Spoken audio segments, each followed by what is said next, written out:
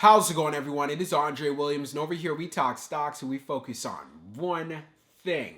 Always protect your profits. And today we're going to be talking about BBIG, which was down almost 16% on the day. No surprises. We talked about this in the previous video, what went down inside of the after hours. Of course, there's been some changes, so I'm going to update you guys. I won't waste any more time. Let's jump into the agenda. If you're new to this channel, I just want to let you know we have timestamps down below inside the description. But if you're a shareholder, you're thinking about taking a position, I highly suggest you watch this full entire video. So the first thing we're going to go over is the technical analysis. We're going to be taking a look at the overall price action. We want to know support. We want to know resistance. We want to know what it looks like in the bearish case scenario and as well as in the bullish case scenario. And then we're going to be going on Fintel, taking a look at the recent institutional ownership and short interest information. The reason why this is important because it does have an impact on the way the stock performs. And then we're going to be taking a look at the order flow distribution. We want to know the buying and the selling behavior on the retail side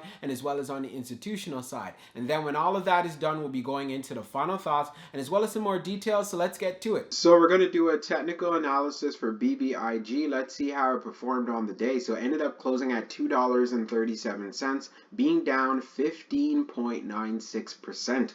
On the low, it tested $2.37, and then on the high, testing $2.52. When we take a look at the volume stats on the day, you can see we traded at 22.067 million shares, and the average volume over 10 trading days is at 23.576 million shares. So what we noticed right away, we had below average volume, and due to the fact of the news that came out inside of the after hours yesterday, that's why we had a pullback. Now, when we take a look at our chart, which is a daily chart, we can see from the RSI down below, it is at 41.93, and you can see it's trending downwards as well. And then when we take a look at our moving averages, we are below the 200-day, the 100-day, the 21-day EMA, and as well as the 50-day. So we ended up seeing a low at $2.37. And if you remember what I said in my previous video, don't be surprised if you see it testing around the 220s. So that could definitely happen going into tomorrow. But also understand, because of the recent drop, we do have a gap that needs to be filled to the upside. So that'll be very interesting to see when that gap does get filled. But for the most part here, if you're thinking about taking an entry, I would wait for it to actually form a base. And if you're not going to do that, then of course you want to make sure you're using the right risk management, which I've spoken about as well. So since we had a low at 237, you want to see it hold. If it could hold 237, then I want to look for that move to see it go back to at least, and I'm going to say $2.60.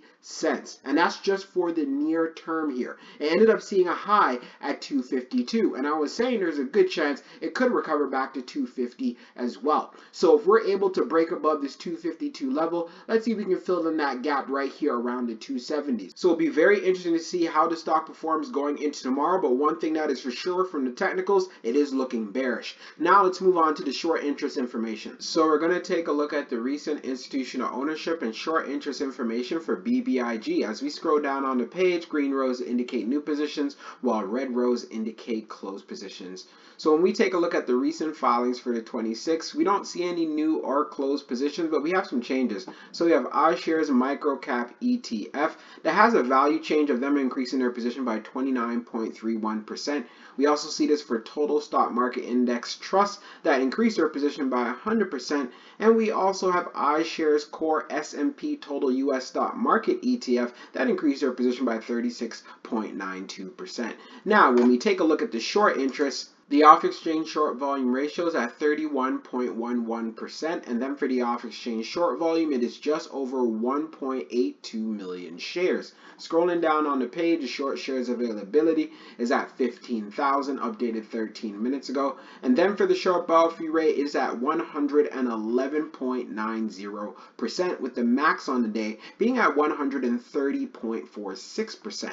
When we take a look at the history of the short volume, you can see for the close of the 24th, it was at 22.10. And then for the close of the 25th being at 31.11. So that is a significant increase right there. And then when we take a look at the short interest percentage of the float being at 15.80%, BBIG does continue to have short squeeze potential. Now let's move on to the order flow distribution. Now let's take a look at the order flow distribution for BBIG. So we see on the inflow, it was 9.99 million, and then on the outflow, it's at 9.54 million. So we had an inflow day.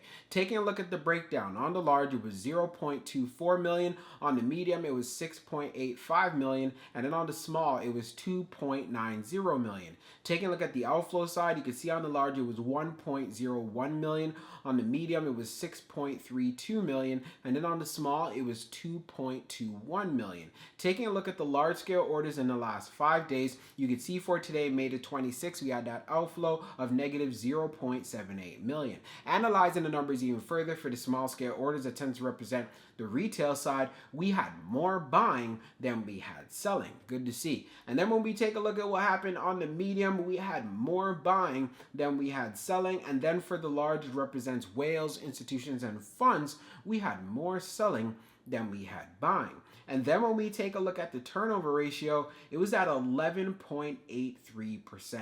No surprises that it's up there for BBIG. There was a good amount of trading due to the fact that we had that news inside of the after hours in regards to the delay for the Cryptide spinoff for those shares. But that's okay, because we're going to continue to see this volatility. And of course, on this channel, I'll make sure that you're prepared for it. So let's get into the final thoughts, and we'll go over some more details as well. So for my final thoughts for BBIG, when it comes to the price action, if you remember what I said in my previous video, we talked about how low it got. And I was saying there's a good chance it should be able to get to around $2.50 at least. In the pre-market, it looks like it got up to $2.60. So I know some of you were able to take advantage of that move. Now let's talk about the open. That's what really matters here. So we had it pulling all the way back going into the 230s. No surprises. And if you remember what I said in that previous video, there's a good chance this could pull back to around the $2.20 range, and to keep an eye on this area, and this could possibly happen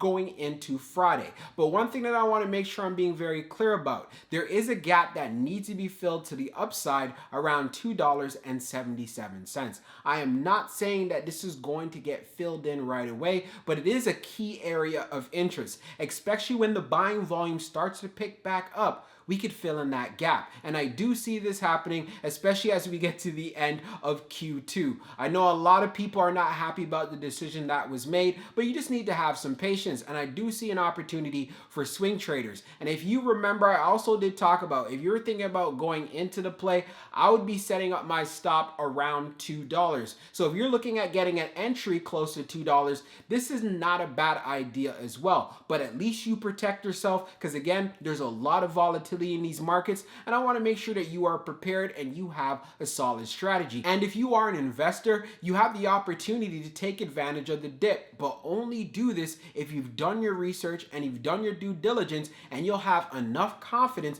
to load up if it decides to dip even more. If not, then do not touch this play whatsoever. And like I said, for my traders, take advantage of this play and see if you can get an entry as close to $2 as possible. But if not, I know some of you have gotten in this $2.30 range as well. Also, we went on Fintel, taking a look at the recent institutional ownership. We do see some activity, but we don't see a lot. No surprises. And then taking a look at the short interest information, BBIG does continue to have short squeeze potential. We also have the short borrow fees well over 100%. And considering where it's trading at right now, I'm going to put my money on the fact that shorts are going to be covering at these current levels. Because if you could do it now, then do it now. If you decide to do it later when the stock price runs up, I really don't know what to say to you. That's just my personal opinion.